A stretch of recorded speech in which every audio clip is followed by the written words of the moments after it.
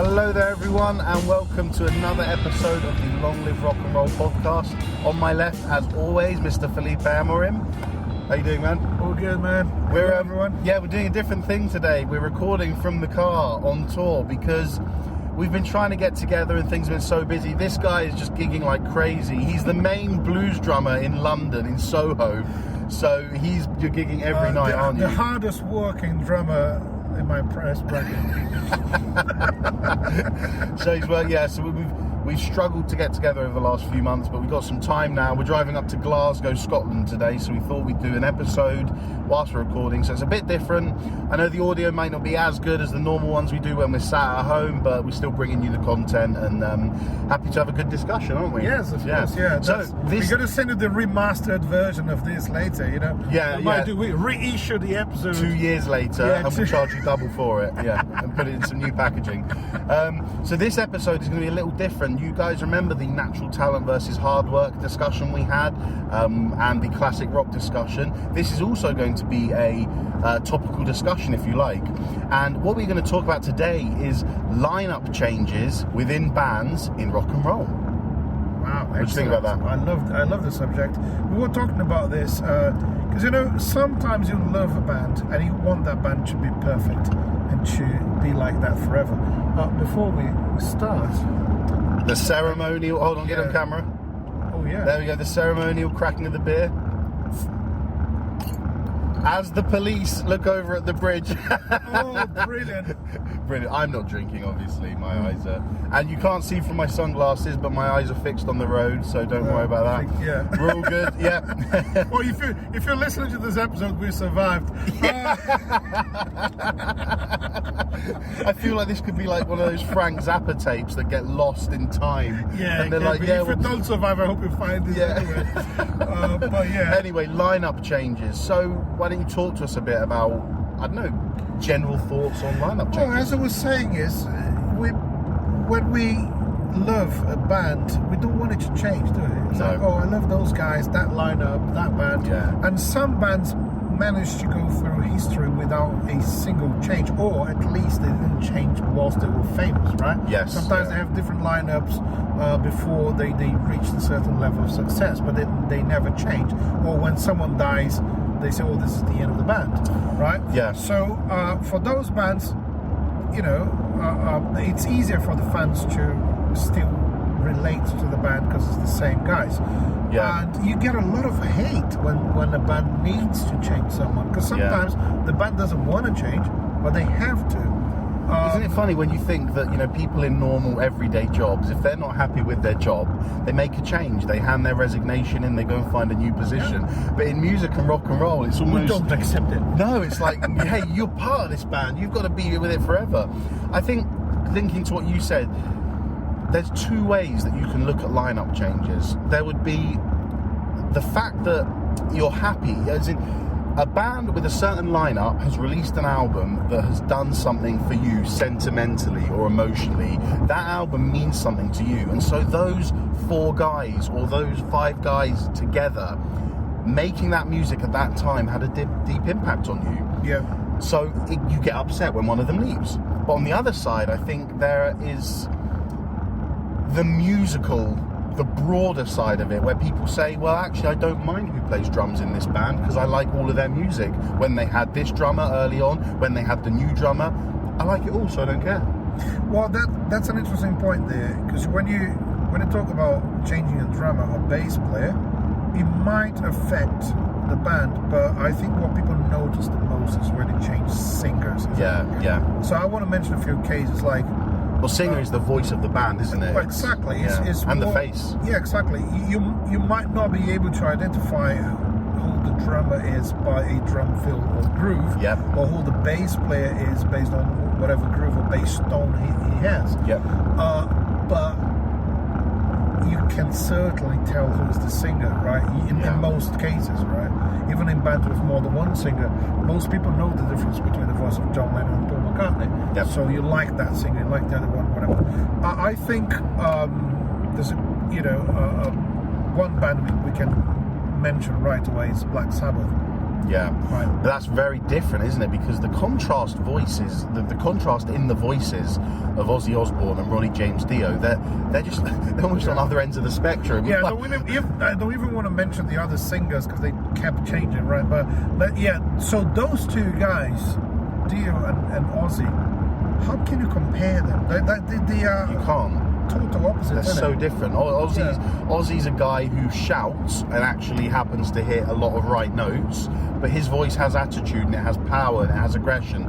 Dio, I don't know this, but to me he seems as if he is as good as classically trained.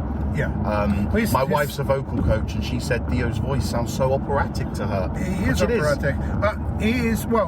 He's clearly more technical than Ozzy. Yes, right? yeah. So it's not a competition here, right? We're not saying this guy's going to score more points It's than just the other. what each voice does for the band. He is more technical, so he could do a lot of stuff that Ozzy couldn't do.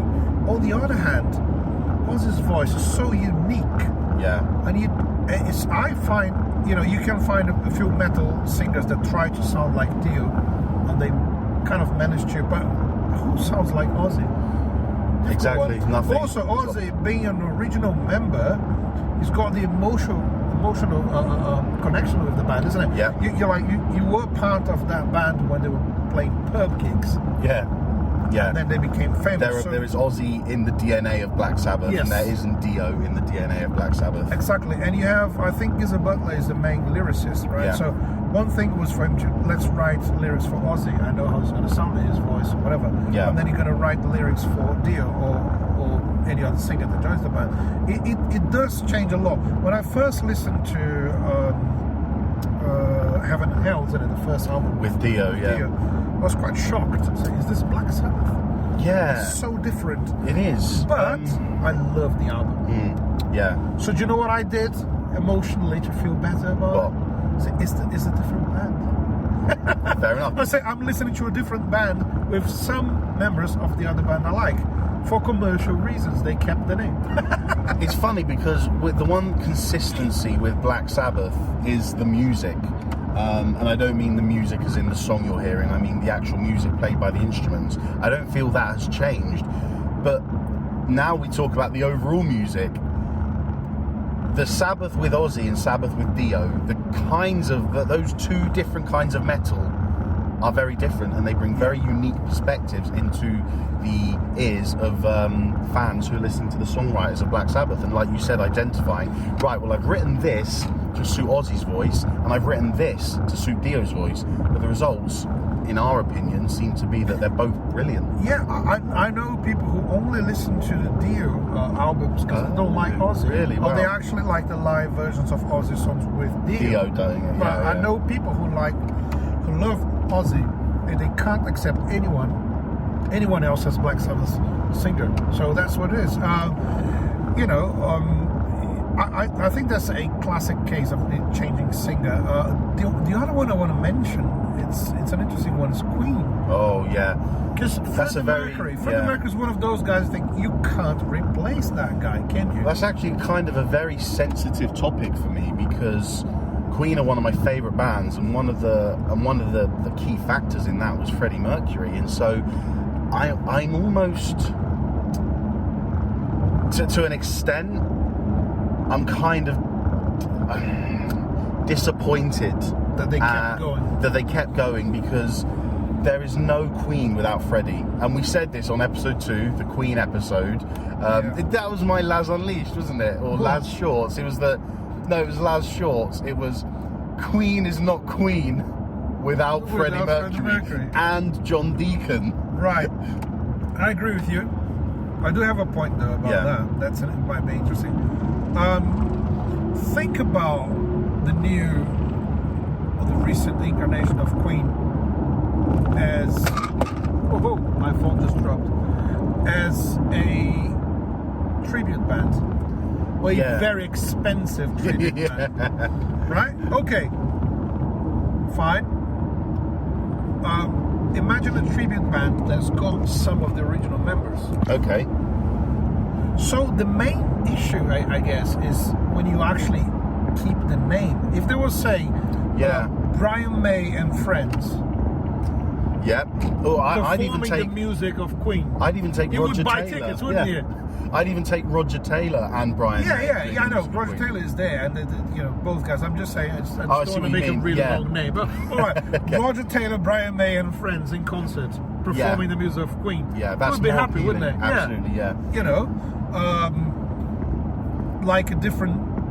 Literally, just call it another name and make it work. Yeah. I've made this point before about Guns N' Roses. I was just going to go on to that. Because it's sorry, can I just say it's the opposite? Yeah. Instead of one guy leaving, the rest of the band has left, and only one guy has stayed a constant, isn't it? Exactly. He owns the band, isn't it? Yeah. But Axl Rose we're talking about, by the way. Yeah. The thing about Axl Rose was like he kept the band going without the original members, and most people think, but he's the voice of the band. Yeah, but Slash is the image of Guns N' Roses, isn't it? Yeah. The hat and the guitar and all that stuff. So I think I might have even was it in Laz Shorts. So the only 2 segments of Laz Shorts we've done have been about band lineups. In the Queen episode, it was Queen is not Queen without Freddie Mercury and John Deacon. And in the Guns N' Roses one, I said Chinese Democracy isn't a Guns N' Roses album because it's only got Axl on. But to an extent, I agree with that. You think of Guns N' Roses, you think of Sweet Child of Mine. What makes Sweet Child of Mine? Slash's riff, Duff's groove, Izzy's rhythm playing. It's fantastic. That is what encompasses Guns N' Roses, not just the singer. Well, in their case, changing the drummer wasn't a big deal. Changing or adding a piano player, it wasn't a big deal. Yeah. But the lead guitarist, who happens to be, for most people, the actual face of the band somehow, although you can't see his face behind his head. But the reason for that is because of his accomplishments on that instrument. Yeah. You know, when you think Slash, even if you don't think he's one of the best, he's one of the most iconic guitar players of all time. And you don't think of him playing solo guitar on his own. You think of him with his band. Yeah, isn't it? Exactly. But here's an interesting thing about both Queen and Guns N' Roses, like connecting those 2 stories. The replacements were made at a point on those bands had loads of money. So we're talking about whoever's going to replace the guys, the original guys, are going to be pro musicians, right? Yeah. So they're not hiring anyone to just come there and play. They're getting people who are like awesome players. They're not like Matt Sorum in Guns N' Roses, like Adam Lambert with Queen. He is a hell of a singer. You can't argue against that. You can't say, that guy's not good. But you can't say he's not Freddie. Yeah. That is the point. Yeah. He's not the guy you want to listen to singing those songs. It's not the voice you want on those songs. Paul Rogers did a great job with Queen. Wow, what a singer.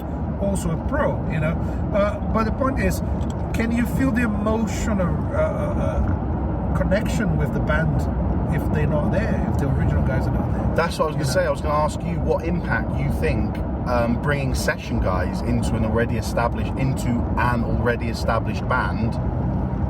What do you think that does for the music and the songwriting and the, I suppose, morale in the band? Well, in every artistic project, if you add a person, if you put any other human in the room, you change the whole vibe. That's a fact. Yes. You change how people behave and think and act. Yeah. So one good example of a session guy. So we're talking about session musicians or freelance musicians. Those guys who don't necessarily belong to a band and they work for several different artists. If there is anyone who doesn't know what the definition of a session musician is, like Felipe said, you record for people, you're not tied to a band, you could be hired for one tour or a couple of gigs. Yeah, you might do freelance work. Yeah, or you might do one tour, or you might stay in the band for 20 years even though you're not part of it. Those things happen. So when you add session guys, then you have a completely different story because they are not there to contribute artistically. Yeah. They're usually not there to give an opinion. Yeah. But they do change the environment. One great example, the Beatles. No one considers that the Beatles actually had a lineup change since Ringo joined the band. When Ringo joined, the Beatles became the Beatles. Yeah. Right? And what happened after was, right at the end, they added one member. Yeah. But not an official member. Can I tell the story of this? Because it's really interesting. This is all this information, by the way, everything I'm going to copy and paste into what I'm saying is actually from that new Beatles documentary called Get Back, which is available on Disney Plus. It's fantastic, honestly. It's about 7 hours of watching the Beatles in a room, songwrite, rehearse, and be themselves. Now, for that, they were in the process of recording the Let It Be album, and as well as this, they were working on a special show for audiences. They didn't know yet that it was going to be on the rooftop, but that was the show. They were seriously struggling, and the fantastic thing about the documentary is you see them struggling. You see them make fantastic musical and songwriting ideas, but they never manifested. They couldn't work together to get the song over the line and finish it. The morale was down. George Harrison had left the band twice, I think, in a couple of weeks and come back, and everything was awful until Billy Preston, aka the fifth Beatle, turned up. He was doing a session at Abbey Road for another band, and he just came in to jam with them. And from then on, that's it. Wow. That history was made, because Billy Preston's keyboard playing alone changed how Paul McCartney and John Lennon started viewing these songs. And the songs, I don't want to say just because of Billy's keys, but his presence, his personality, his musical ability brought the whole band together, and they wrote the album Let It Be. And Billy Preston was a really good songwriter as well. Yes. In and he had a lovely voice, yeah. He had his solo career, so is a session guy who happens to be an artist. So he's way more than just a guy playing an instrument. He had personality. And how much did he add to the Beatles? Really, it's interesting because, as I said, if he plays something on a piano and John Lennon reacts to that and plays something else, isn't that part of songwriting? Yeah, somehow, even though you don't get credit, that's why essentially writing with the person. But you, as I said, you change the environment. Well, that's why I want to call the Beatles thing a lineup change. I don't believe Billy Preston is a session guy. He was a Beatle for that album. Well, we could have an argument about session guys are considered lineup changes, because you can add session guys without actually changing any of the original members. That's true, yeah. It might be the case. But what about, do you want to talk about the Rolling Stones? The Rolling Stones is an interesting case, because they had very interesting. Proper lineup changes, which means an official member leaves the band and another official member joins the band. When they had Mick Taylor on guitar replacing Brian Jones, for instance. So Brian Jones left the band and later died. That was a crucial lineup change for them, the first one, and an important one, because he was writing songs, he was a multi-instrumentalist, unlike anyone else in the band. So they lost a big piece of their puzzle right there. Right. It's how would they, get themselves together and regroup as a band. That was quite tricky. But then you have Keith Richards and Mick Jagger from that point until the end of their career as the leaders, as the main songwriters. Yeah. So you could argue that you don't need anyone but those two to have the Rolling Stones, and I would say that that's right. Would you say the same about the Beatles, Paul and John?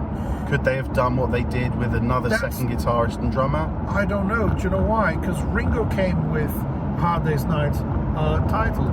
Oh, really? He came up with what else? 8 Days a Week.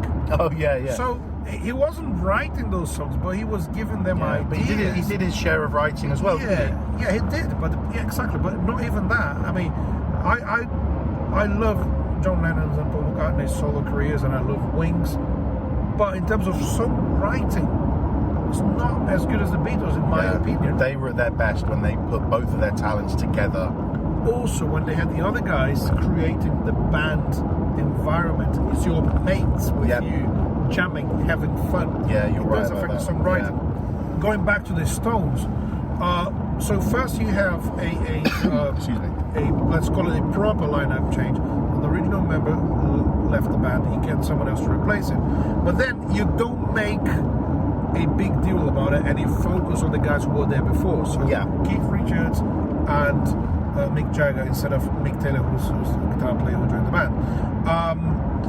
Then things started to change more drastically, and you have Ron Wood joining on guitar, who's got a big personality as well. But he said in an interview he didn't want to change the way things were working for the Stones. So he said, I would only give my opinion on should we use this chord or another one if they got stuck. Okay. So cool. Ron Wood's a clever guy. It's like, okay, I've just joined this enterprise and it works really well and it's making millions, and I can play my guitar bits around what Keith does. So what else can I do? Well, if they get stuck, I say, why don't we try an F sharp here? Whatever.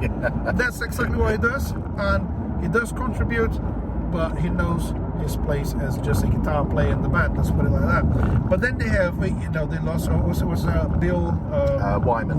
That's what I pronounce it. Yeah, Bill Wyman. Do you guys remember in the classic rock episode, me and Felipe and Johnny? Do you remember how long it took us to remember the guy's name? Oh, was the it bass him? player? Yeah, God, Bill Wyman. Yeah, Bill Wyman. Yeah, he's a friend of a friend. We remembered it this time, Bill.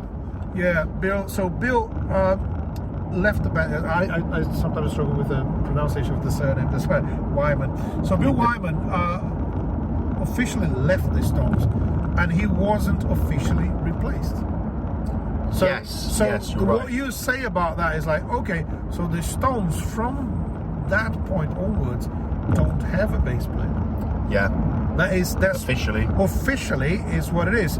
But you can't have the Stones touring and recording without someone playing the bass. They got Darryl Jones, who's a session guy again, a freelance musician. Yeah, fantastic bass player. Very accomplished musician. Yeah. He was, I think, 18 when he played with Miles Davis. So like, wow.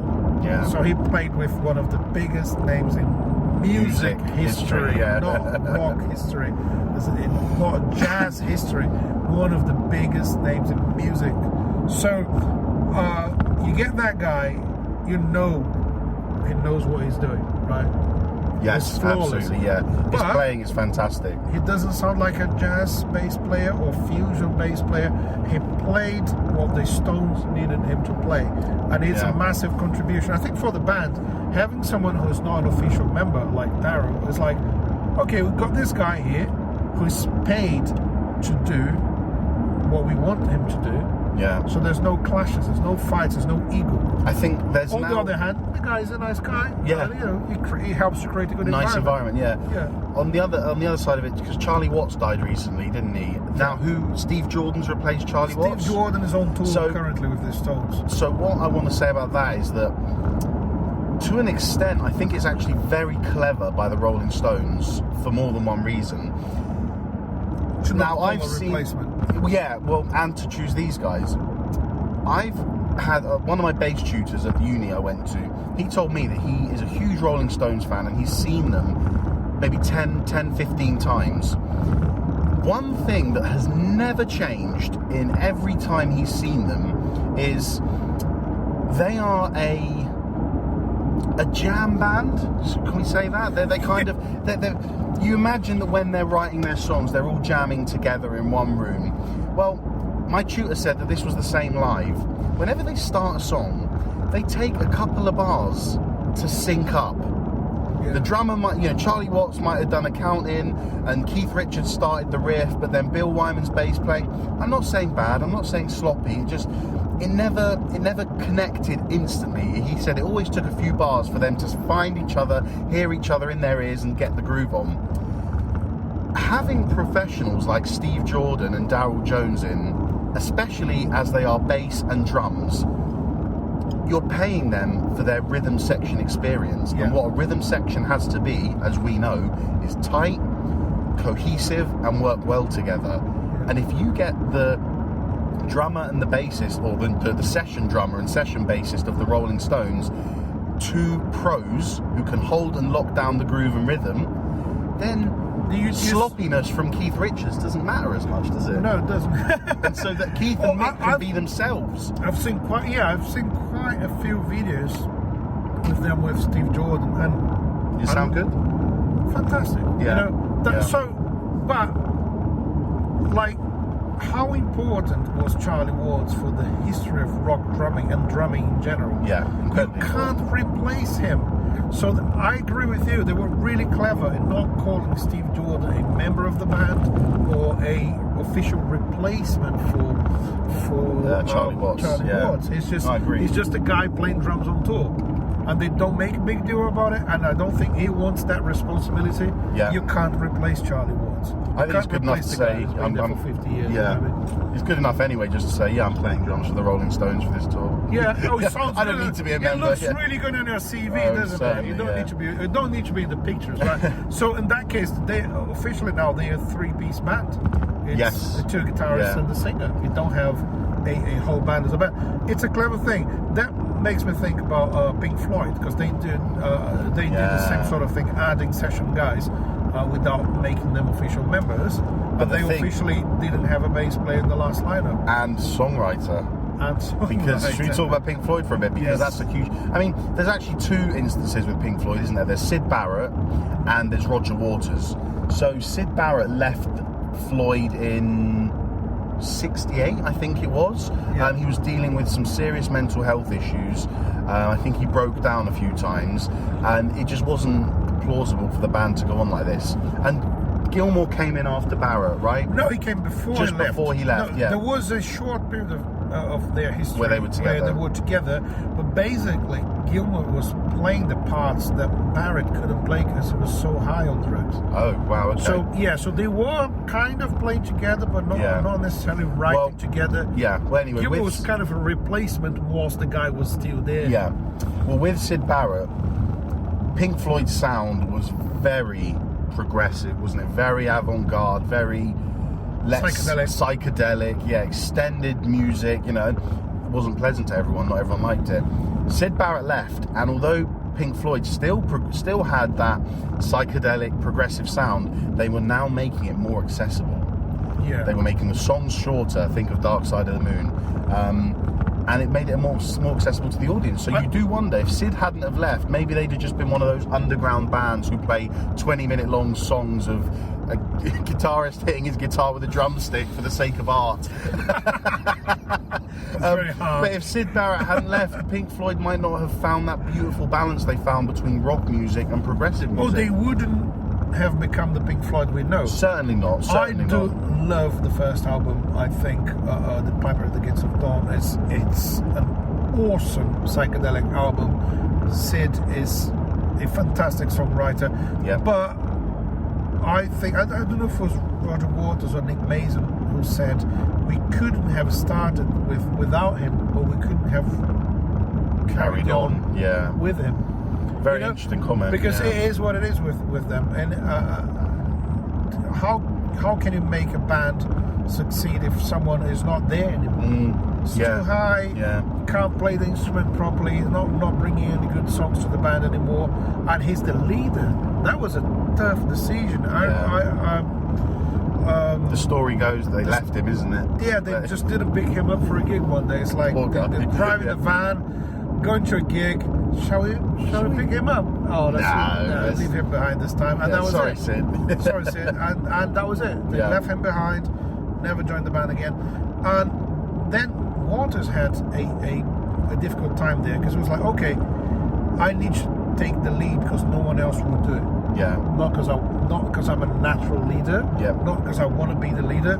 And hats off to the guy, because he made the band his own. So then we have like this, I would say, the second incarnation of Pink Floyd, when the leadership moves from Syd Barrett, who's not even there anymore, to Roger Waters. Yes. And the lyrics become a really big part of what the band is, and all his philosophical and political ideas are there, and he's leading the band, clearly leading the band and writing all the songs, most of them from that point until the mid-80s, when he decided to leave. So that's the next one, isn't it? So after all the epic albums they did, Waters leaves the band, and then Gilmour even said in an interview, we are a rock band, if someone leaves, we're going to carry on. Yeah. And that's what it is.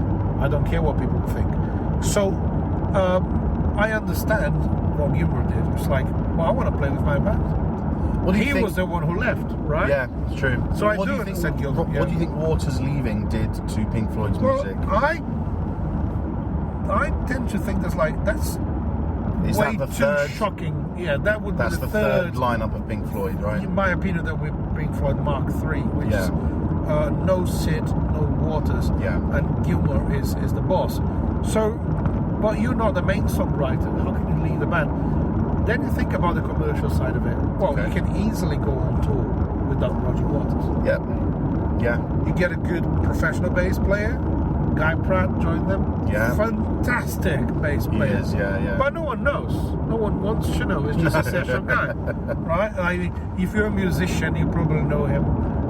Musicians love him. He's one of the best bass players in the world. Yeah, met him a couple of times at the bass shows in London. Lovely guy. Yeah, lovely guy. Lovely guy. Great musician. And I think he was happy to be the guy playing bass in Pink Floyd instead of being Pink Floyd's bass player. Yeah. Do you know what I mean? Like to have you are Roger Waters' replacement. No, you can't be.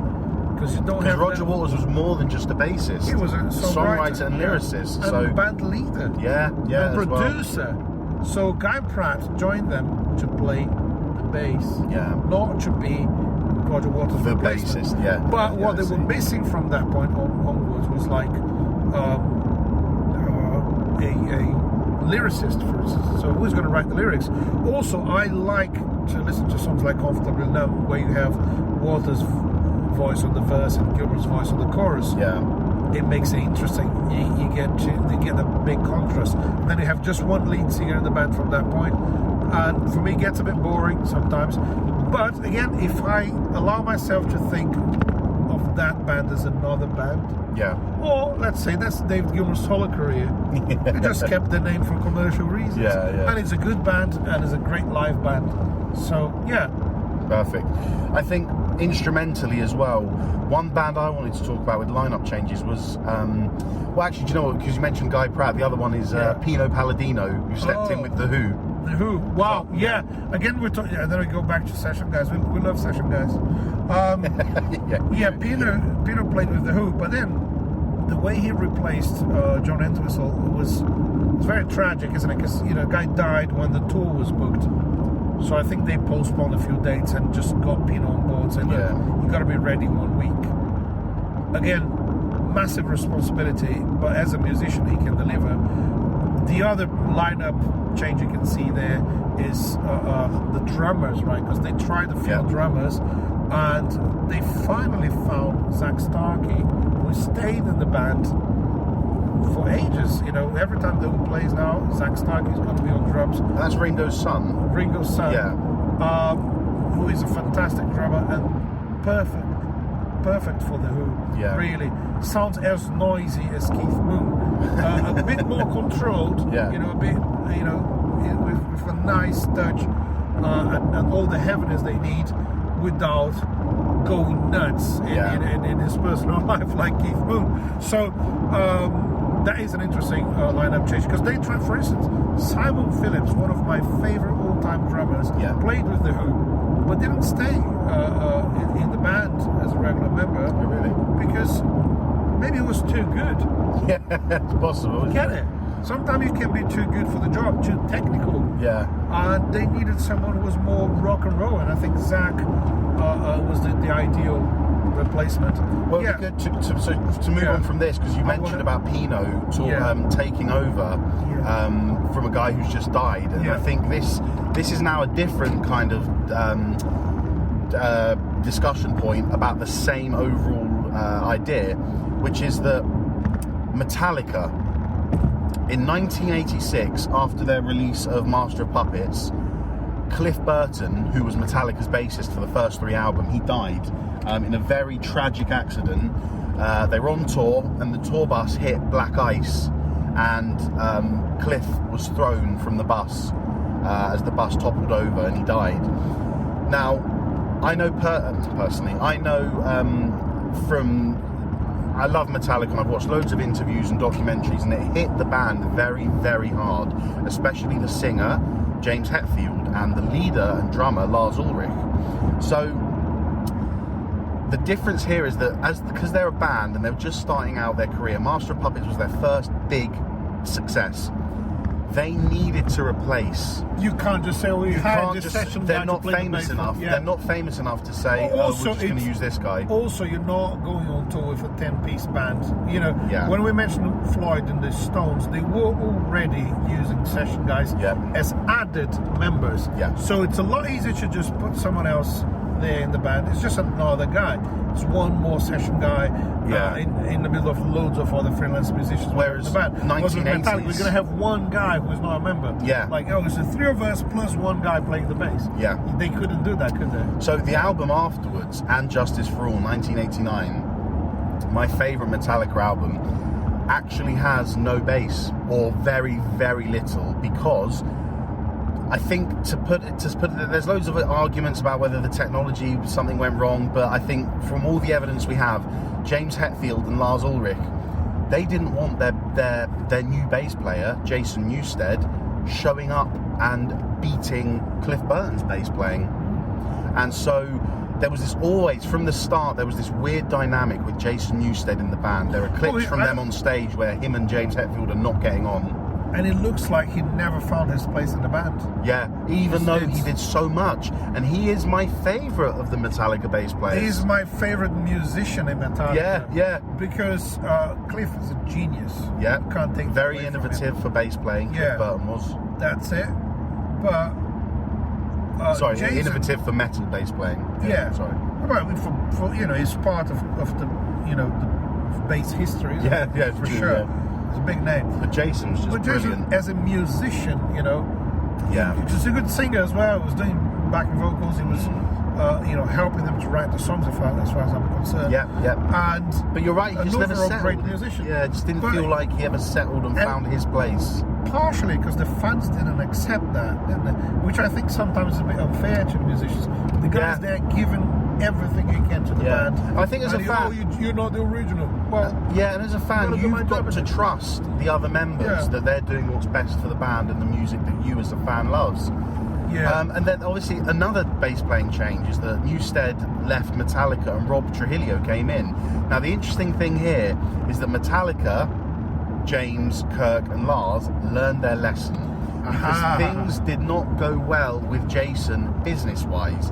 They invited him to be part of the band, and it seemed like he didn't see things the way that James and Lars wanted to see things. Yeah. So with Rob Trujillo, they brought him in. He is an official member of Metallica, but I'm sure if we were to ever see his contract, it would be very interesting, because I don't believe he has any voting rights. I see. I don't think he contributes anything to how Metallica moves forward as a band. Yeah. What I know is that they offered him the gig, and when he accepted it, he got a $1 million signing fee, if you like. Other than that, he is a face of Metallica. He is on the album covers. He is in the press releases. He's in this, he's in that. But he doesn't have any choice, I believe, in how Metallica decide to move forward, which I think is really interesting. That is really interesting, because it's like I'm giving you the power to be a member of the band, but you haven't been here since the beginning, so I'm not going to give you that much power. Yeah, I'm not sure financially what happens if Rob takes a lesser cut. I don't know. Tough call. I don't think that would happen. I think they probably all receive the same would fee. That's what I'm thinking. Would you do that if you managing the band? Would you give? It's a tough call. Would you give the new guy the same amount of money as the guys who've been there? In the brand for that long? I would, but what I wouldn't give him was choice. Or her. I don't know what I wouldn't give him or her his choice. I'd say, right, we've been in this band for 20 years, you're new, we know how we want Metallica to be, so you're not going to get any say in how we run this band, but you're going to earn the same as us. I think that's fair. Yeah, that's fair. Interesting. Is there anything else you want to talk about? There's a few more bands. I mean, we might need to do another show about lineup changes. Part 2. Yeah, why not? But there's a couple of things that you know better than me, so I wanted to talk about Iron Maiden. Oh yeah. Now the interesting thing about Iron Maiden, again, another one of my favourite bands. With Iron Maiden, I suppose the same could be said for Metallica to a lesser extent. But with Iron Maiden, there was such a huge change in the style of music between the first singer and the second singer. Yeah. Iron Maiden, for me, when they started in 1970 up until Number of the Beast in 1982, for me, they were a punk metal band, or maybe we call them a punk band, who were, influenced and innovating heavy metal.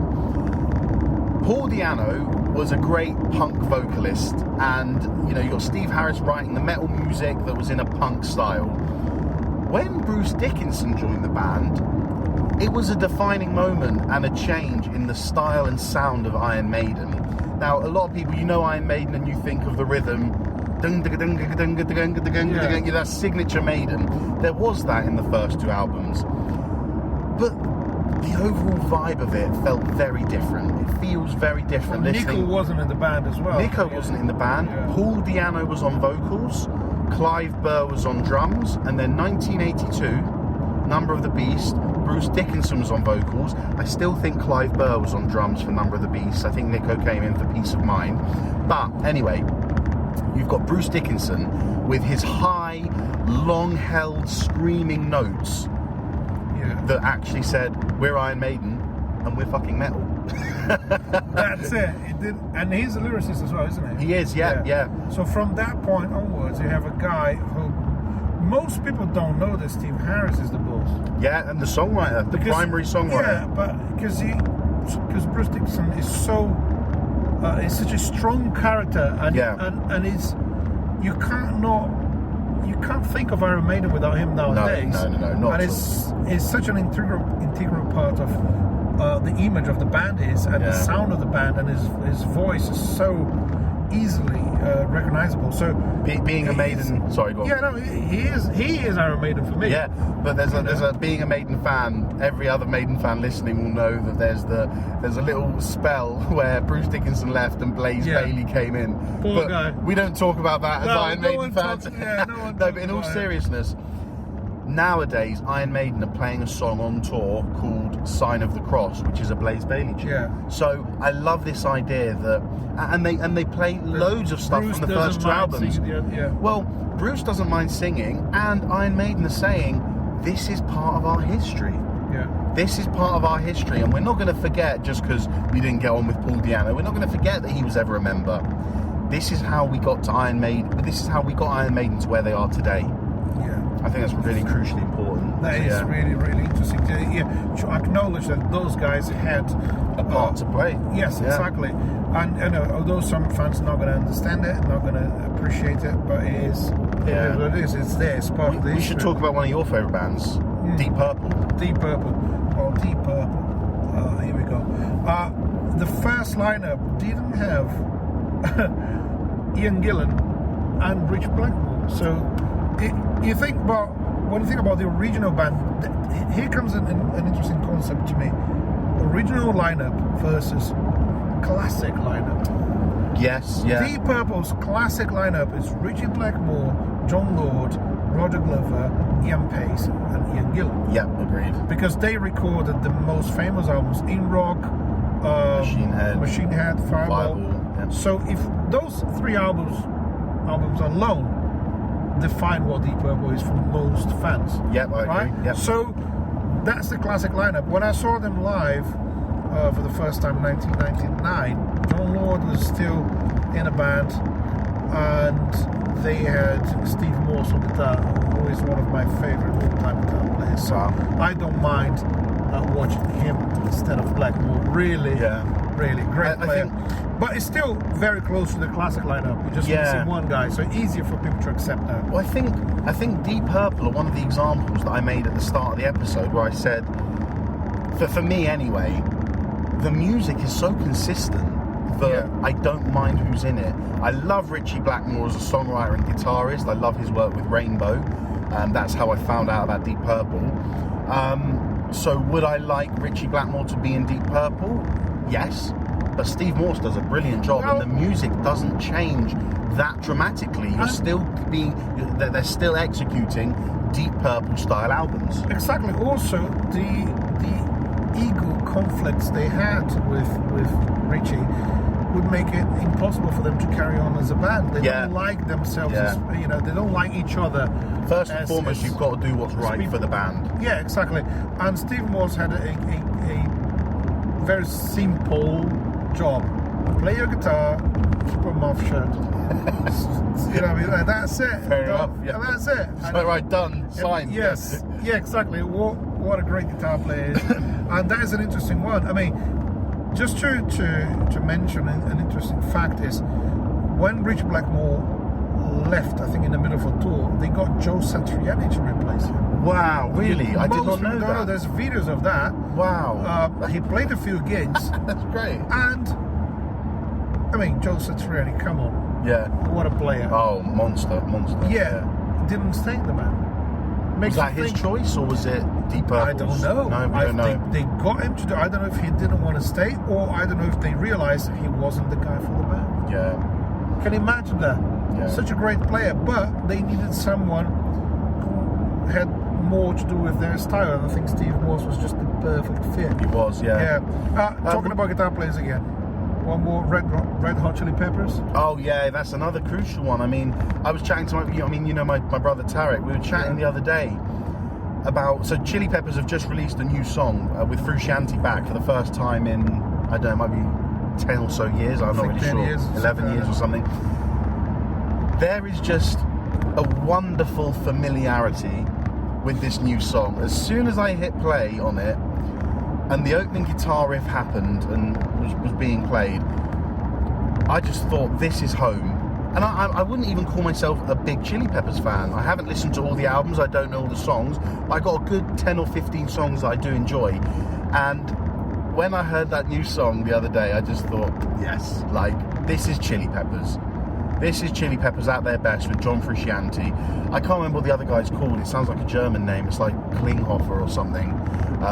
But anyway, he's done a great job. Where's your research? Yeah, you need to know the guy's name. So we're not going to edit this out. It's going to be. It's fine. I'll take this. Laz doesn't know one guy's name. I don't know either, but who cares? So it's just the guy who replaced. Yeah. But seriously, this is. John Frusciante is a household name for rock musicians and rock music fans. Yeah. The other guy isn't. And I think that is testament enough to what Frusciante brings to the Chili Peppers. Right. My point about that is you can get someone who can play the parts.